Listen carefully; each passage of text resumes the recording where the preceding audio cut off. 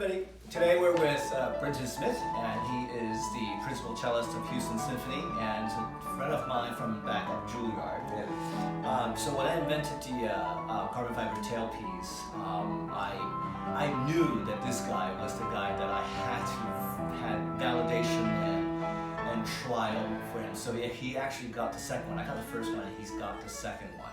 So anyway, I heard about his cello. Was a very, very dark cello, and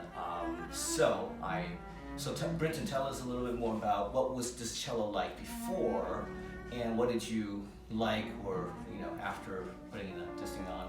Well, Ken knew I was a cello geek and I would try anything. But this cello is intrinsically kind of a very dark instrument.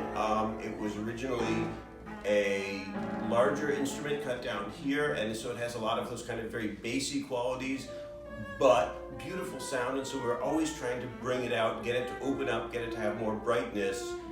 Did a series of things over the years. We experimented with all kinds of bridges and posts, of course, different end pins, different strings, but I have to say, I put on Ken's tailpiece thinking I was gonna just, try it for a couple of hours and then take it off before the concert that evening. And the minute I put it on, I was like, yeah, we're just gonna stay with this, because it felt like the cello just tripled in volume.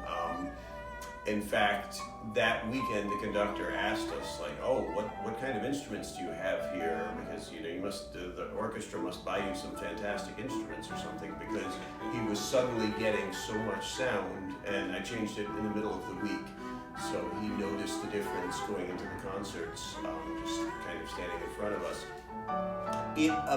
Now, I have to say, it takes some time. At first, it's very, very, just try it for 10 minutes. You might be a little bit freaked out, because my cello almost sounded like a modern cello, and kind of how suddenly poppy and responsive and almost bright it was. But in about 5 to 7 days, the cello kind of adjusts and you get back to the natural voice of your cello, except much more open.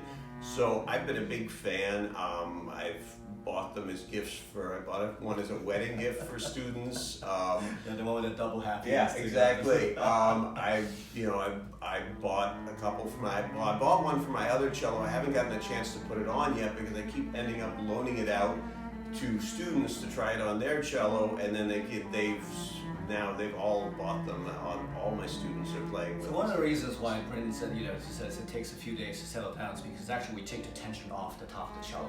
Right. So when you take the tension off the top of the cello, what this the tailpiece does is that it really adds in additional vibrations.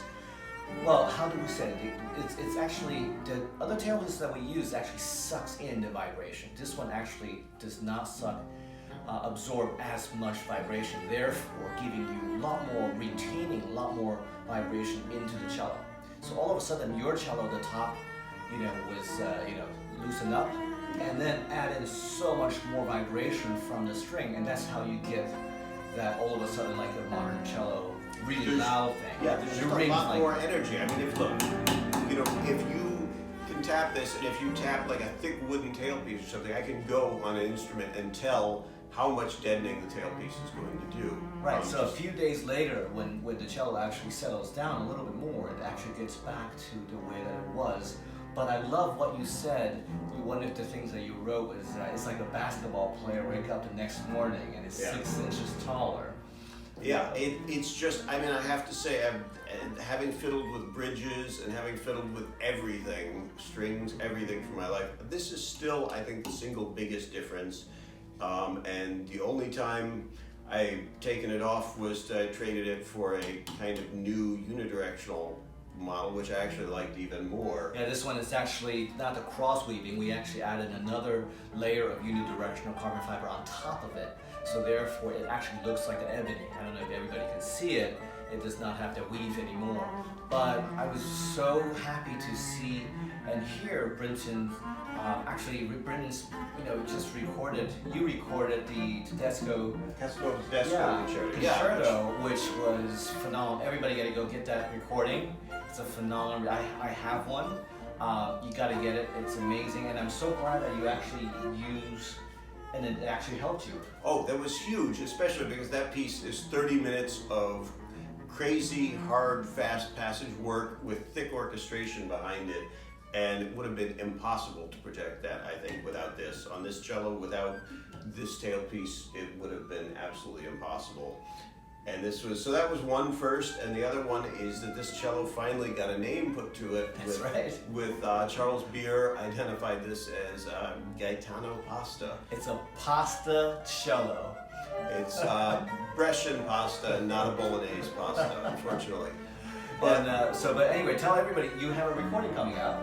Yeah, soon. there's a second recording coming out of Korngold, Roja, Waxman, all these composers who live Everything in LA. that you guys can't play, that us I humans, also can't. Us humans can't play. He's doing it on this cello with this tailpiece. Fools rush in. This has been, I mean, I get no money out of this. There's no, I'm not paying him for this. I have no interest in this other than I love fiddling with cellos. I love hearing them open up. I have a student at Rice who had a cello that was just completely, obviously a good cello, but just muffled beast that you couldn't get anything out of. We actually put, for her, since she has peg heads, we put the one with no fine tuners at all. It's worked beautifully. She just played Prokofiev's Symphony Concertante with the orchestra there.